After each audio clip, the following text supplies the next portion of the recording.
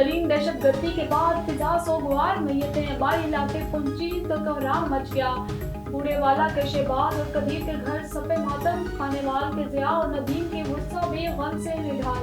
سانحے میں شہید حوالدار عبدالغفور کی نماز جنازہ پاک پتن میں ادا، سول اور فوجی افسران سمیت عوام کی بڑی تعداد میں شرکت۔ گزشتہ روز 3 مختلف مقامات پر ہونے والے حملوں میں 39 افراد شہید ہوئے تھے۔ سیکورٹی فورسز کا بلوچستان میں امن دشمن کو کرارا جواب، 21 دہشت گردوں کو ٹھکانے لگا دیا۔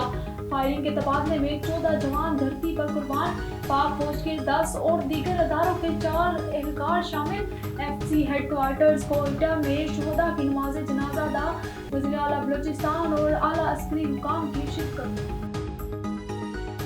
گھوڑکی کے کچے میں ڈاکوں کا حملہ، صحافی جہاں باد محمد بچل گھنیوں کو رونتی کے علاقے میں نشانہ بنایا گیا۔ حملہ آور فرار، لکی مروت کے کرم ٹول پلازا پولیس چوکی پر نامعلوم افراد کا حملہ، ملازم علی محمد جان سے گیا۔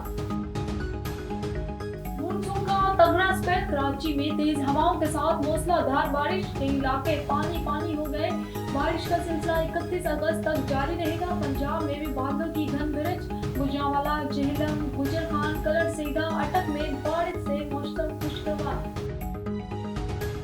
اور پی ٹی آئی کے اندرونی اختلافات، خیبر پختونخوا کے 2 اہم رہنما عہدوں سے فارغ، رکن قومی اسمبلی ارباب شیر علی اور عاطف خان کی چھٹی، صوبائی کابینہ میں بھی رد و بدل۔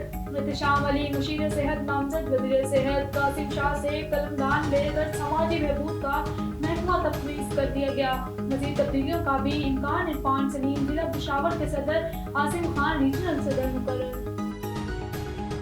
نیوز اسٹوڈیو سے فی الوقت اتنا ہی۔ مزید خبروں اور اپڈیٹس کے لیے دیکھتے رہیے A1 TV۔ A1 TV، سب پہ نظر، اندر کی خبر۔